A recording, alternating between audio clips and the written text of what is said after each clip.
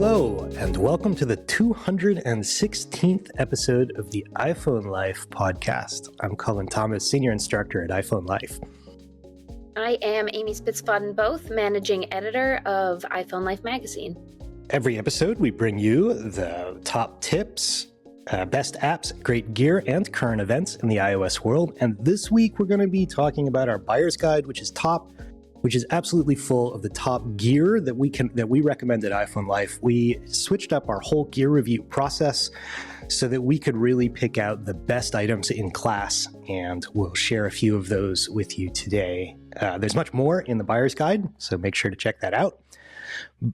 We've also got some interesting news items and, of course, our complaints and learning and our tip of the day. But before we get to all of that, a word from our sponsors. Today's iPhone Life podcast is brought to you by Case Buddy. Case Buddy makes travel cases and accessories for your tech, and they have some really cool products tailored to Apple devices.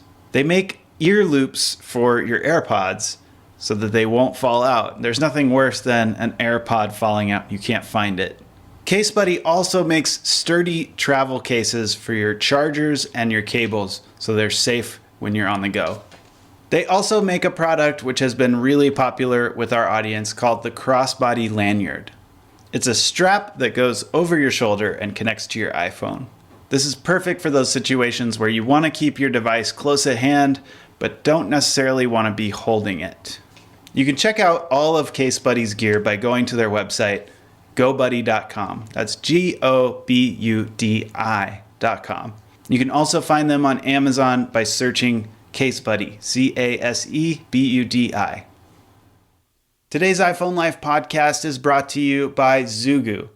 Zugu makes, in my opinion, the best iPad case on the market.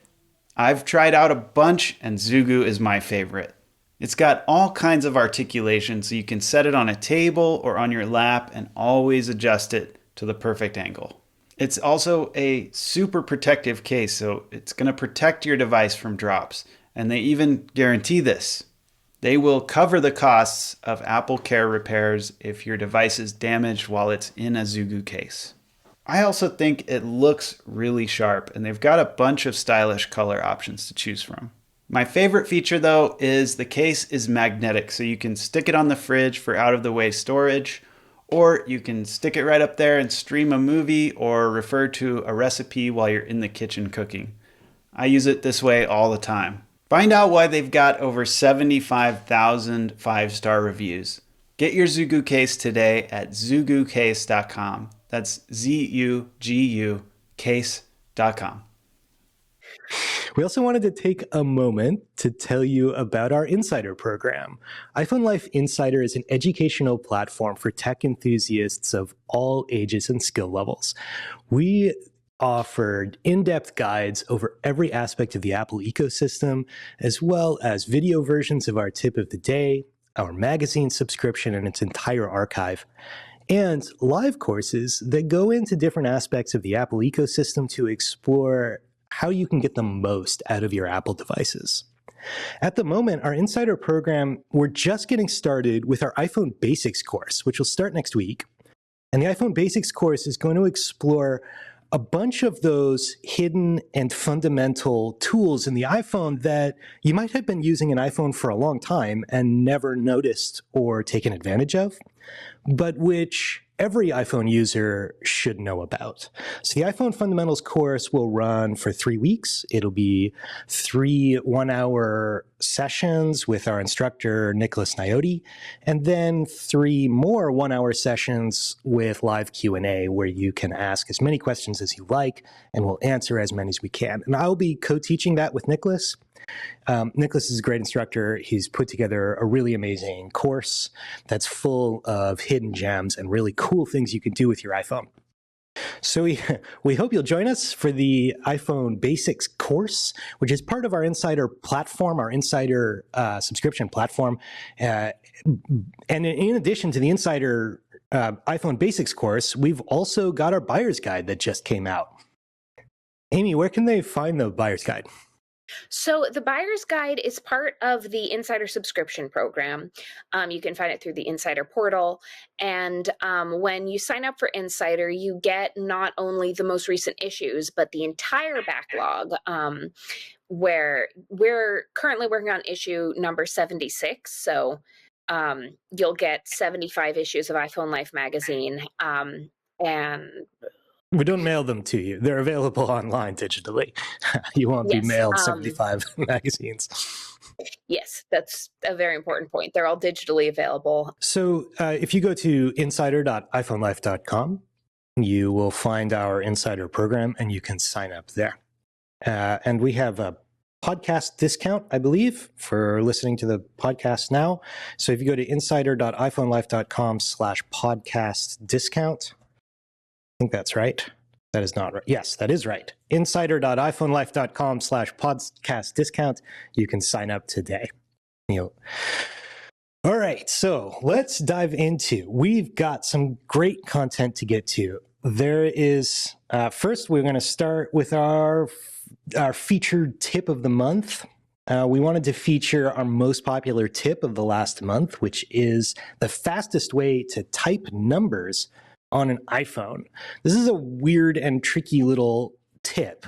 So I don't know if you're anything like me, whenever you need to interact with the number keys on your iPhone to type in a series of numbers, you end up like pushing the shift key and then typing a number and then pushing the shift key again to get back to the keyboard.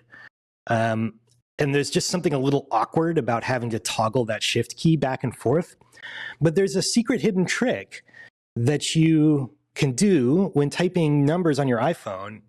I don't know if you've, Amy, you'll have to let me know if you knew about this. I didn't know about this.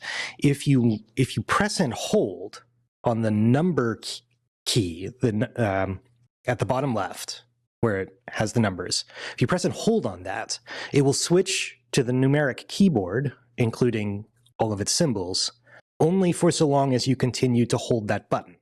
So if you have two hands on your phone, you can press and hold on the number key, type in your numbers, and then let go of the number key, and it will switch back to your keyboard. And it's just like one less awkward button press. That is really cool. I didn't actually know about that. It's one of these weird little tricks that power users that make it just like slightly easier and less, like slightly less friction to use your phone. And once you know it's there, it doesn't sound like much, but it's weirdly satisfying to be. Especially with messaging, with communication, you just want to get the point across. And so I like anything that even just saves like a half second. Yeah, anything that saves a half second 50 times a day is starting to add up a little bit. Absolutely. And maybe it only adds up to 50 seconds, but it also adds up to, I don't know, it's just a slightly slicker way to interact with the number keyboard. It's satisfying. We have a couple of comments from listeners.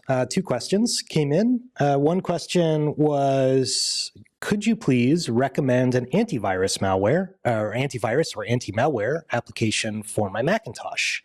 My current application I have is acting up, and I have to do the updates manually. Typically, we recommend Malwarebytes as our Macintosh malware scanner. Malwarebytes is very well regarded. That said, there's a number of pretty good malware scanners out there, and we have not tested them all. Malwarebytes is the one we typically recommend. That said, malware scanners work for your Mac, but your iPhone, iPad, Apple Watch, and Apple TV cannot be scanned for malware. So you don't need a malware scanner on those devices. But we do recommend one on your Mac. Second question from listeners, I will address to you, Amy. Can you recommend a Wi-Fi mouse to use with the same Macintosh computer? The Apple one cuts into my hands, so I have been using a wired Dell mouse. I have small hands and use my computer several hours each day. So we actually have a couple that we go over in the buyer's guide. One is the Logitech MX Master X3. That is currently $99.99. That's the price. And it's actually have to like look at what is I good. actually, I did not write the article that this one was tested in, but I have tested this particular mouse.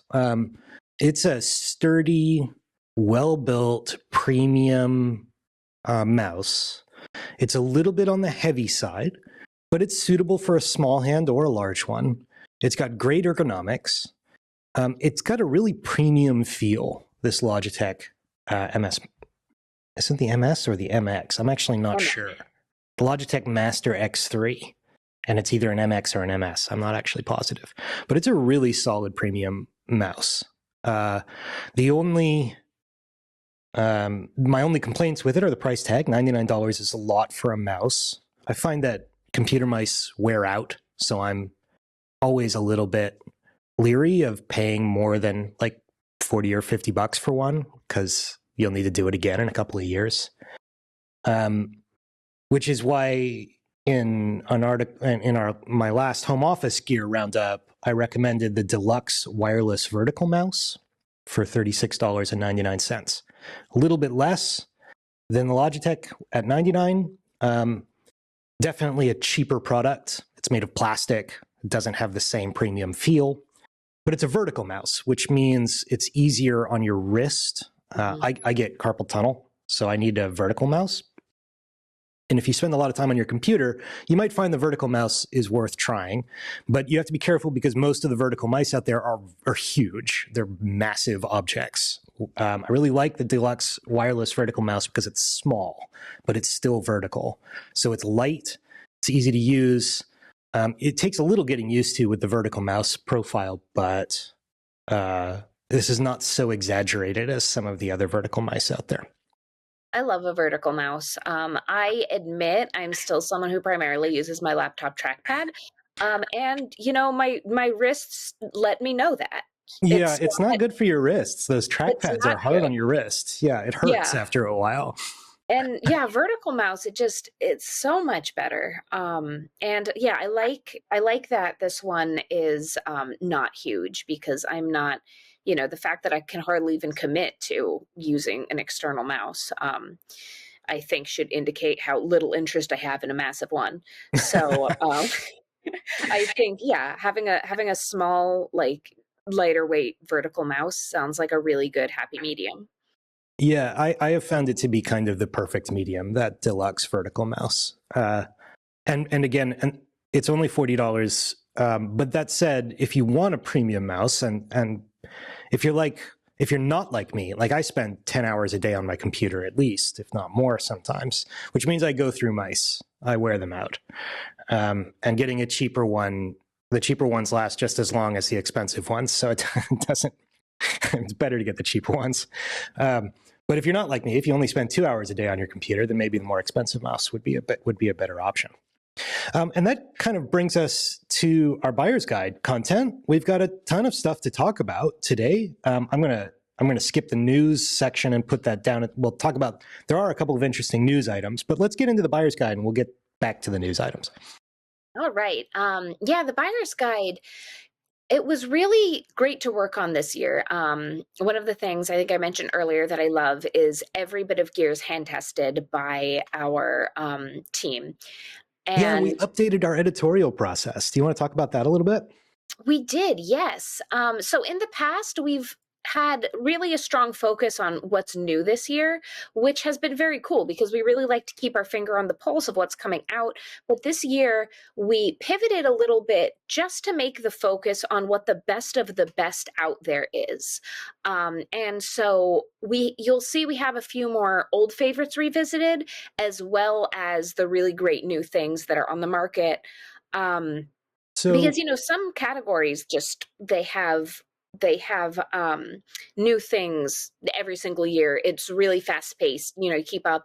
And some of it, you know, the growth is slower, and the really best one out there was the best one out there last year. And I think we hit a really cool balance this year of just, if you're looking to buy in these categories, the best ones. So tell me about our categories.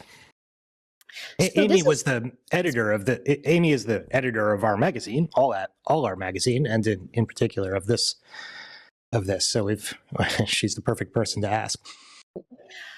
This is actually our most extensive buyer's guide that we've ever had, I believe. We have Isn't the it most our longest categories. issue? Huh? I think it's our longest issue ever. It might be because, yeah, since we like wrapped it into fully digital, we have more room to expand, which is super exciting to me. I love, being able to have as many articles as I want. But yeah, we have a ton of, we have the returning favorites. We're going to get into some of those in just a little bit with some of the highlights. We have the essentials for the different devices. We have, the different sound stuff, headphones, speakers. But we have some specialty categories this year. And one of them is baby gear, because 3 team members have new babies this year and they were all born within like a few months of each other.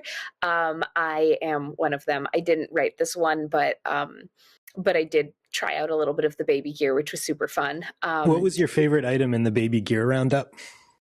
One of my favorite items in the baby gear roundup is the Mamaroo swing. I forget what its full title is, but what it is it's, a baby swing, but it mimics the rocking motion of if you're actually holding the baby. And one of the things you can do with it is you can hold your iPhone and rock it in your own natural way that you would rock your baby. And it recommends a setting that most closely mimics how you personally rock your baby, which That's amazing.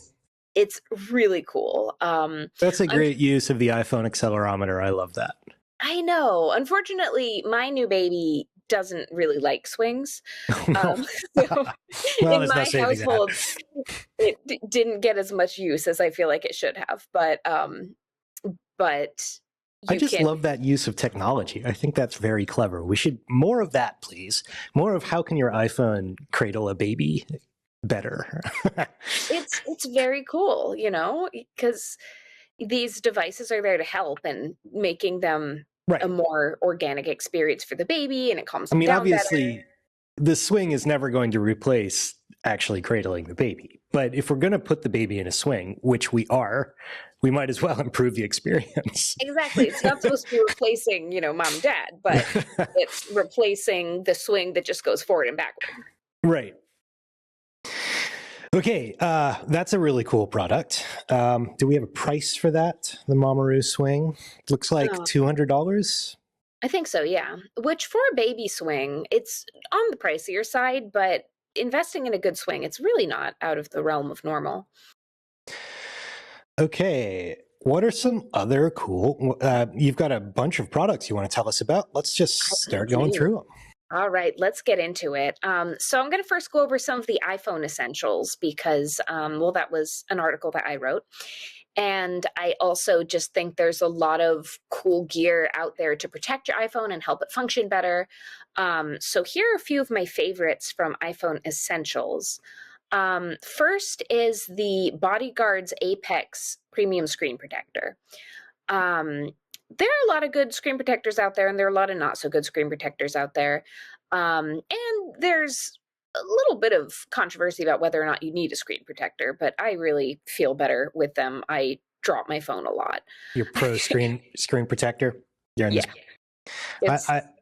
I did for many years, but these days it's been so long since I cracked an iPhone screen that I don't use one anymore. That's really cool. I don't want to test my streak. I do not have 2 small children. Yeah. Well, speaking of small children, with the Bodyguards, I tried out, this is one of the returning favorites. And a year or so ago, when I first tried out the Bodyguards Apex Screen Protector, they sent me this whole little test kit with like a steel ball to drop on it. And I gave it to my daughter, who at the time was like 3. And I just let her like go at it with the steel ball outside. They give you like little goggles and a little lab coat. And it took 3 direct hits, being hurled by a small child right at the ground on concrete. It took 3 direct hits before it shattered. And that just, I'm sold. I don't need another screen protector ever. That's a fairly effective demonstration. watching your toddle hurl a metal ball at a screen protector would convince me. So that's the Bodyguard's Apex screen protector for $41.96. So that's our top rated screen protector. Yes, they have Okay. other versions that I think get a little more expensive based on your needs. I think the top of the line one is a privacy one that actually makes it so that other people near you can't see your screen, but you can. I could see needing that in the subway.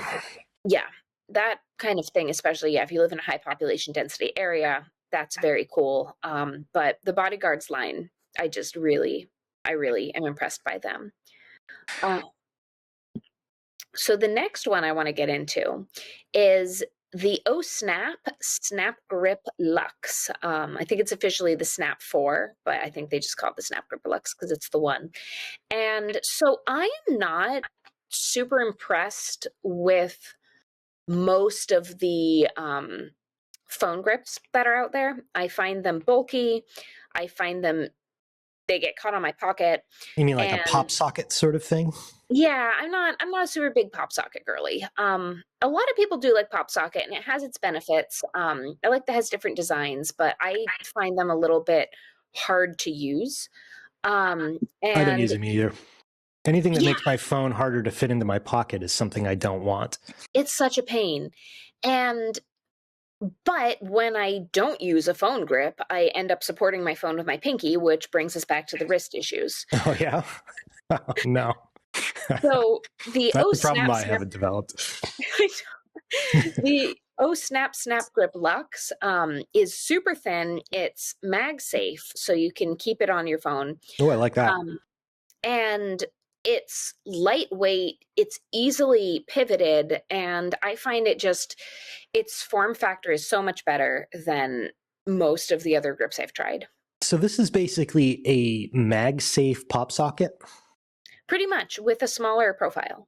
So you can pop it on your phone when you need a handle or a phone grip, and you can pop it off your phone and into your purse when you don't. No.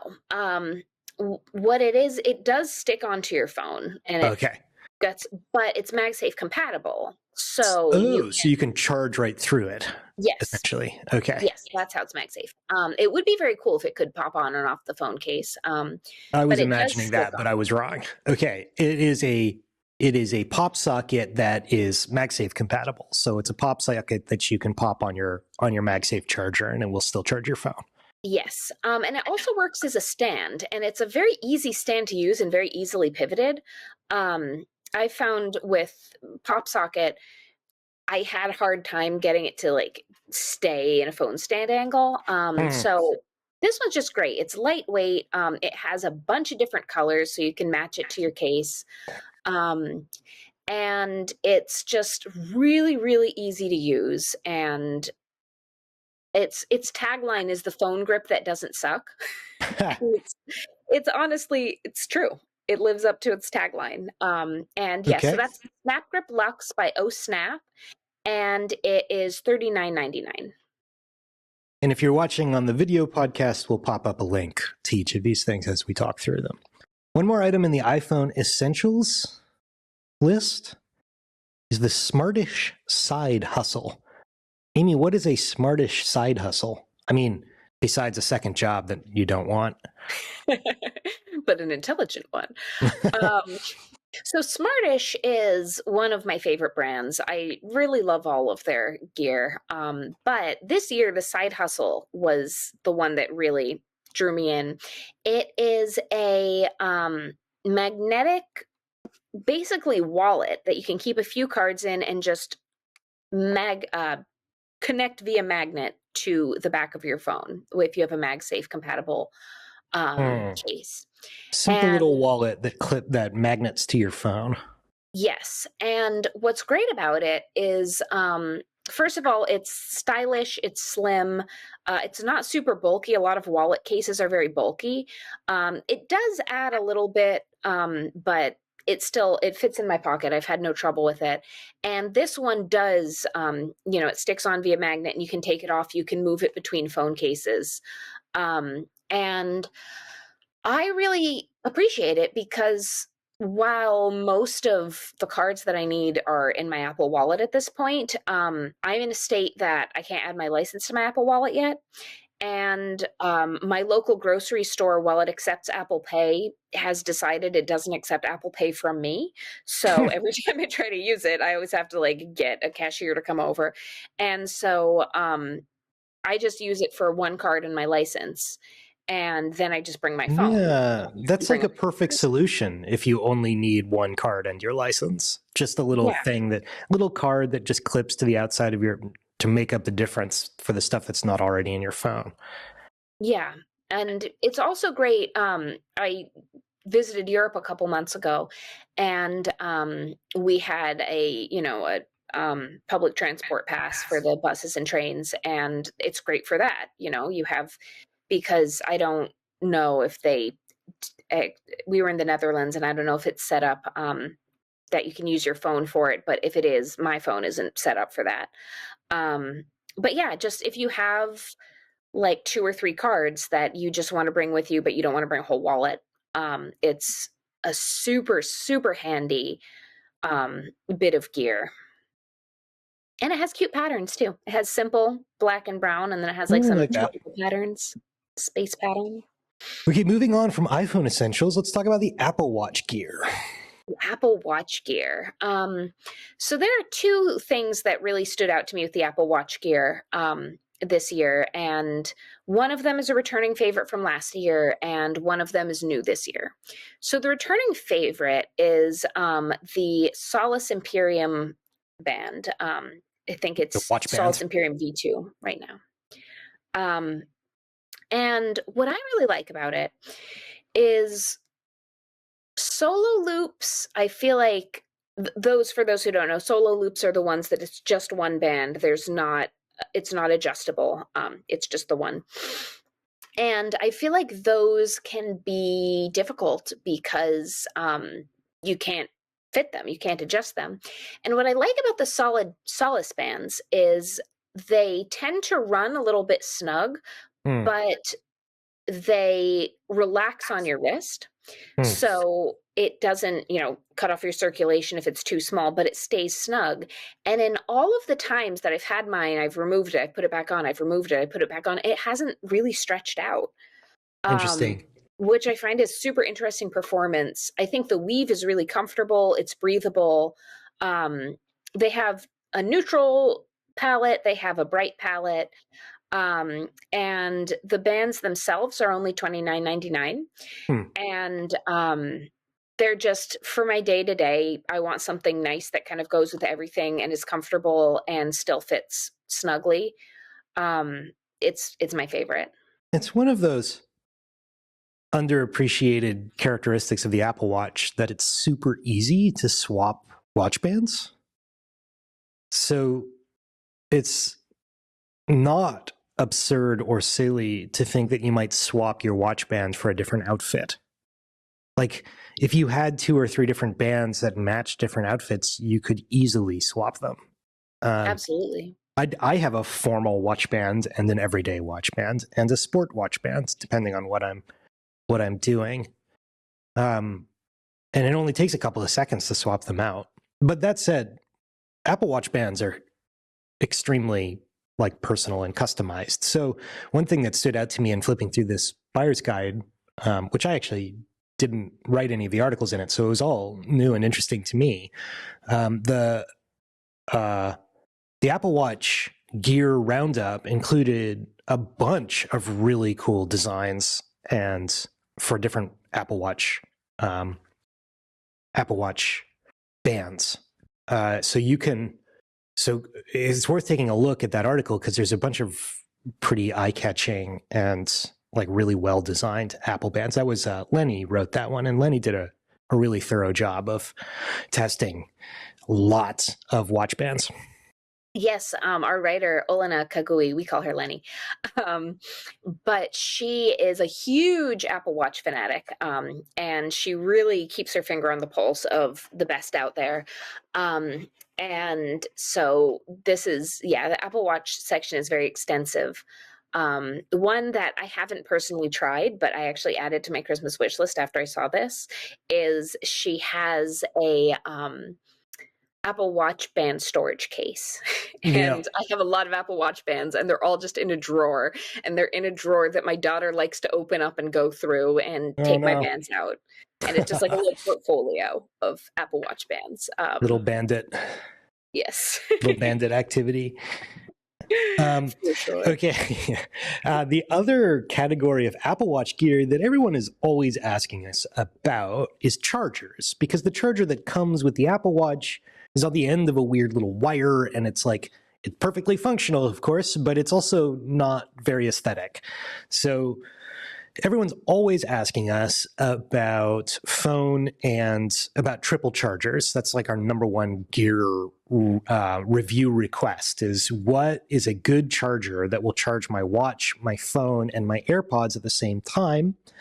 And it looks like the one that we've selected is the Nomad Stand 1 Max, which I have not tested, but I have a slightly older version of that from Nomad, which is an extremely premium product. It's really, really well built, the one that I have. And I would assume that the Stand 1 Max, being an update on that, is the same. It's all like glass and metal.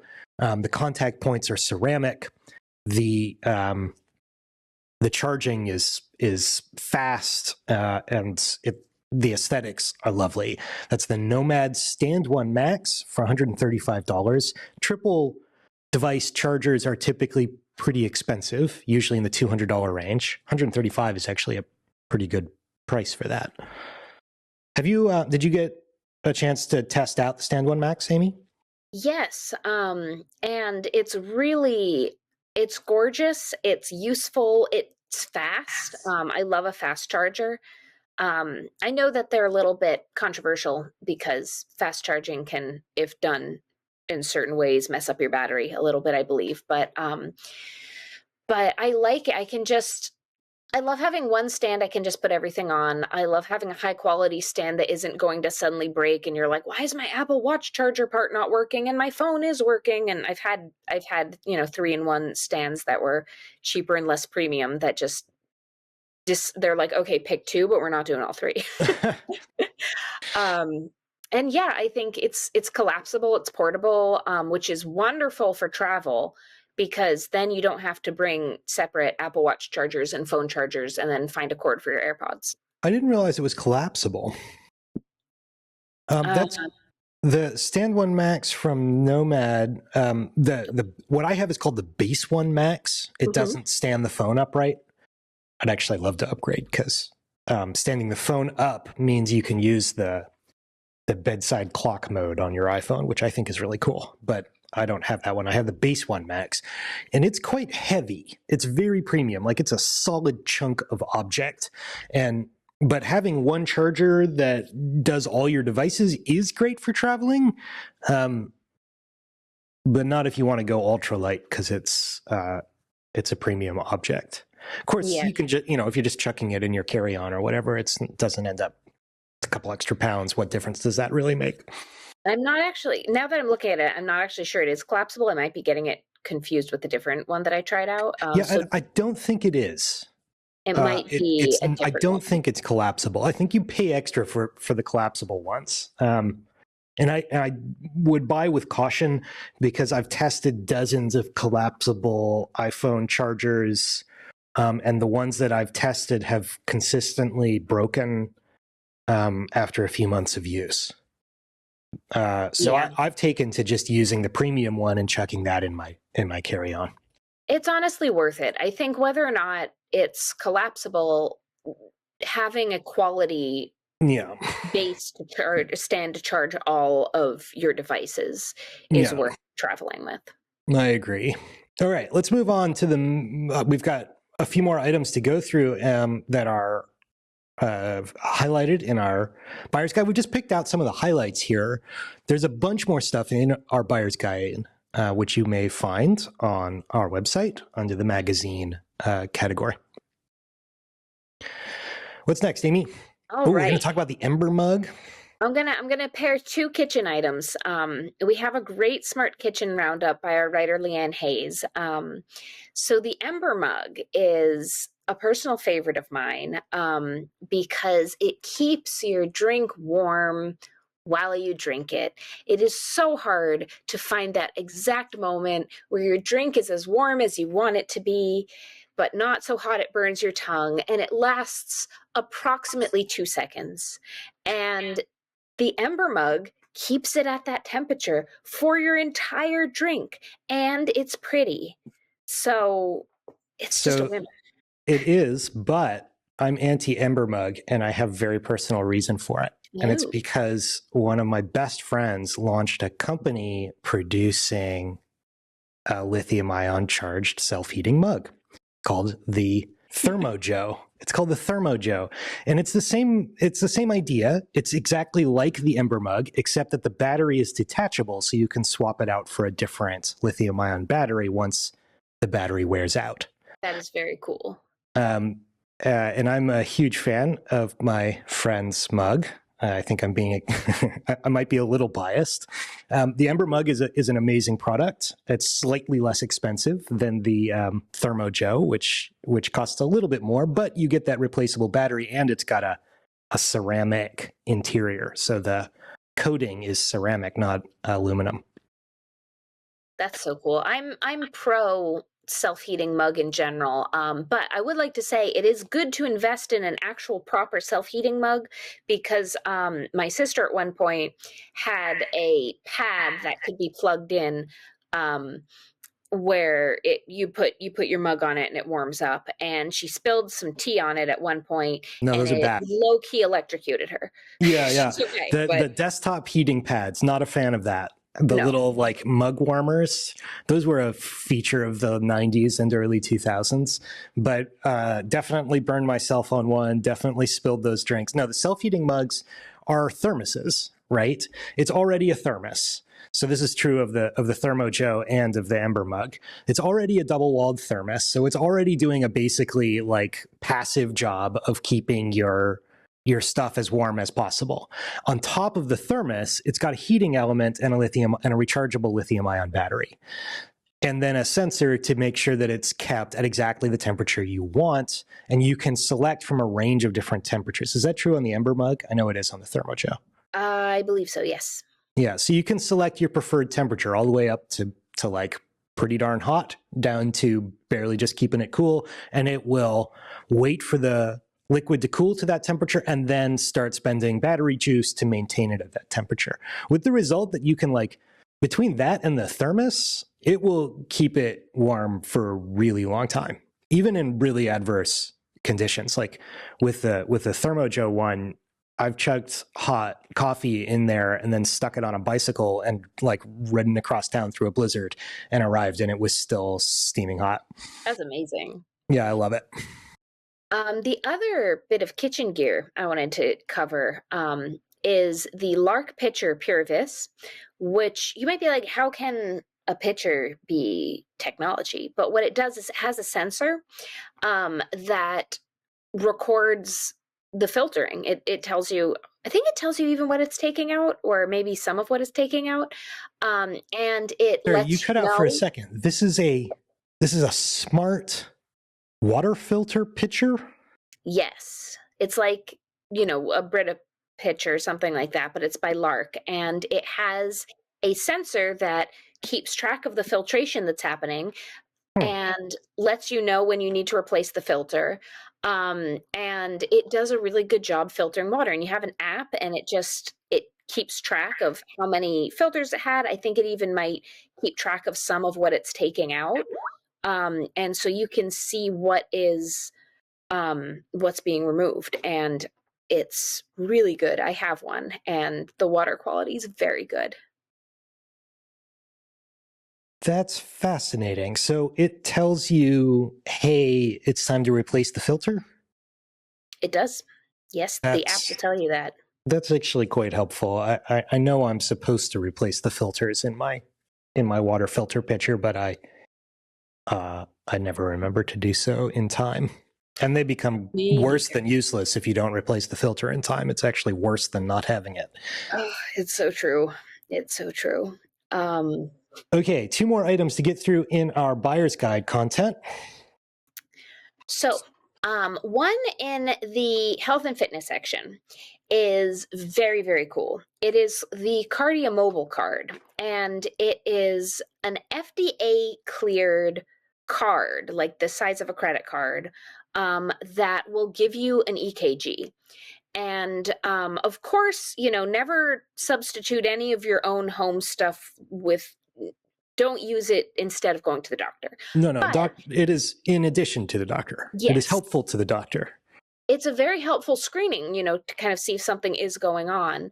And especially, if you have known heart issues or are more at risk for that, it's really helpful to carry around. Your Apple Watch does something similar, but not everybody has an Apple Watch.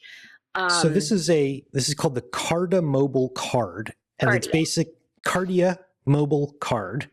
And just to repeat, it's like a little credit card sized device that will run an ECG or EKG. They're actually the same thing, just different spellings, to test your heart for various irregularities. Irregularities is a good word. Interesting. So you would need this if you don't have an Apple Watch, because I think almost every Apple Watch can do this. But if you don't have one, then this is a much cheaper option.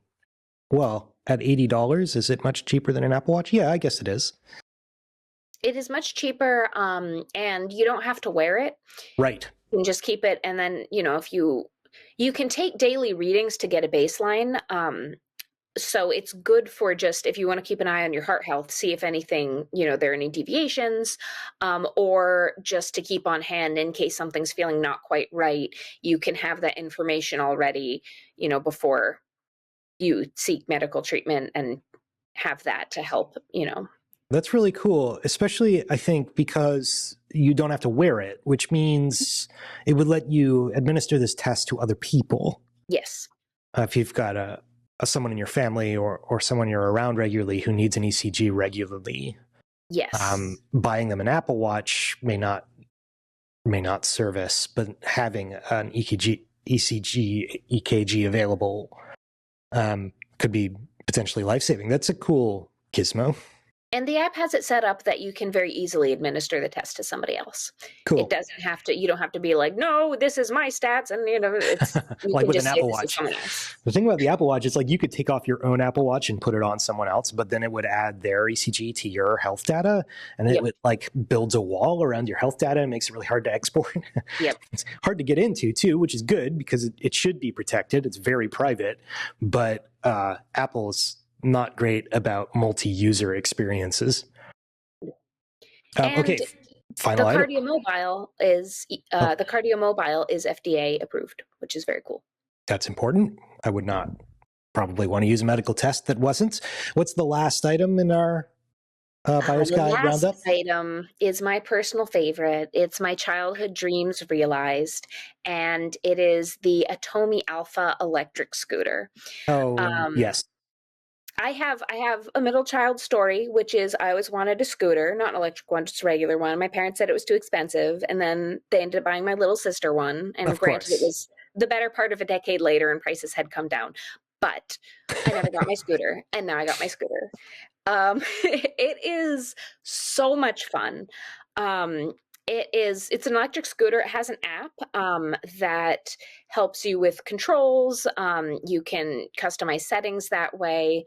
It's very heavy. It's big and it's heavy. But it is really smooth. It has lights built in, so you can see and be seen.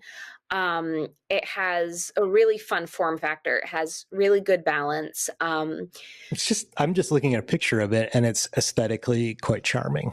It's so charming. It's minimalist. It's a scooter, but I don't know. It captures a little bit of that classic Italian motor scooter vibe, even in an electric scooter.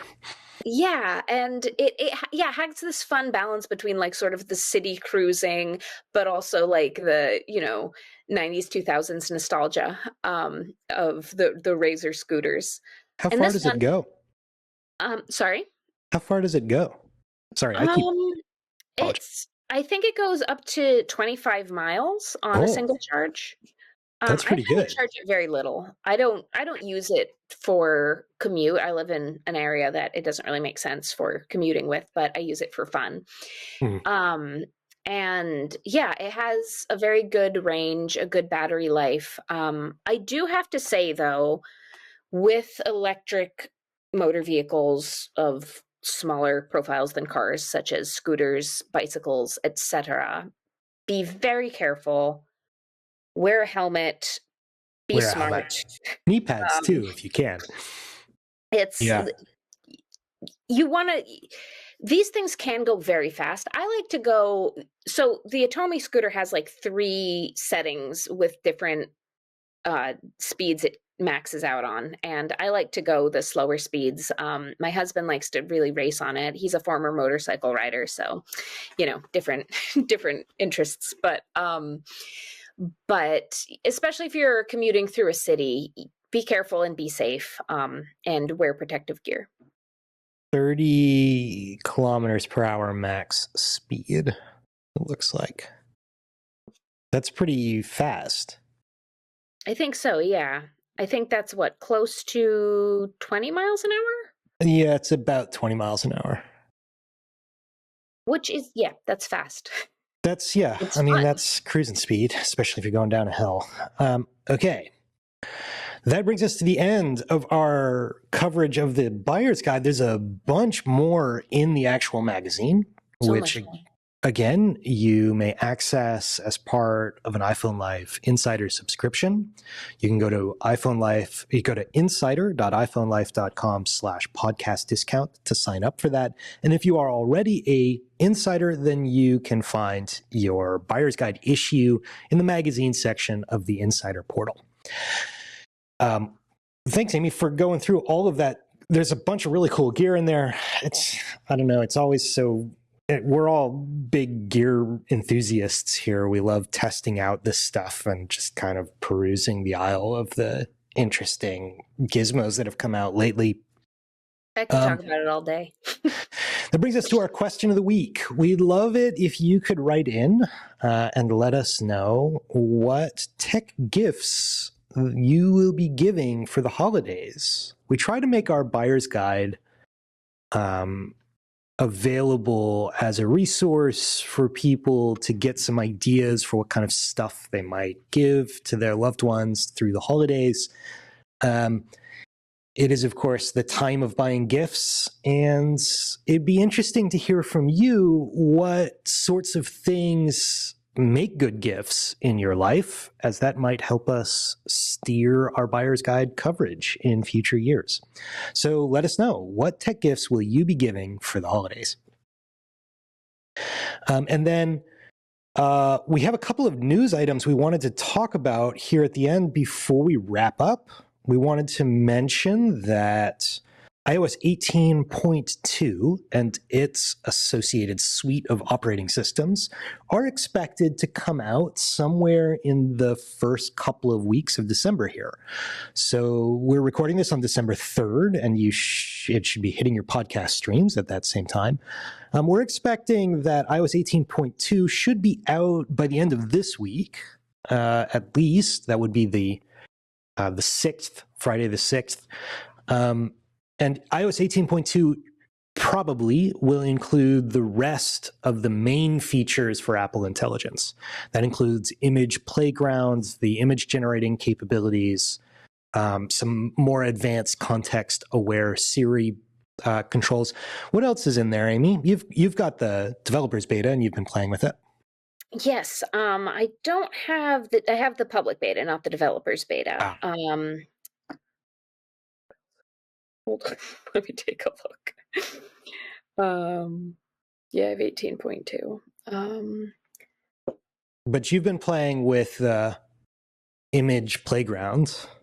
Yes, I've generation been playing tools. with the image playground, and so far it hasn't been working great. But again, I have the beta, so it's hard to kind of tell um, Mm. how it is. But I find it makes adorable images of my children and nightmare images of me. Really uncanny valley. But Like they know I'm sleep deprived, and they are not pulling their punches. well, we'll be curious to hear from our insiders once that feature rolls out, how well it does. I don't have the developer beta or the public beta on my device, so I haven't been messing with those features. But in addition to Image Playground, that's the generation tool, there should also be coming out context-aware Siri, a new Genmoji feature. Anywhere that you might use an emoji, there will be a new feature to generate a custom emoji according to a text prompt, which is really using the same underlying technology as the image playground's image generation tools. It's just like a specific dedicated use for it. If you want an emoji of a raccoon playing with a ball, you can now get exactly the emoji you're looking for. And there are a couple of other, so the context sensitive Siri. So all these features with iOS 18.2 should be out by the end of the week. That's one major news item. And of course, when they do come out, we will continue our coverage of all of those features in our free tip of the day and our insider tip of the day, as well as in these podcasts. Okay, that brings us. Thank you so much for sticking around. Thank you for your company. If you are an insider, then stay with us a little longer. We have our insider Apple complaints and learning and the rest of our insider content. Cheers, everybody.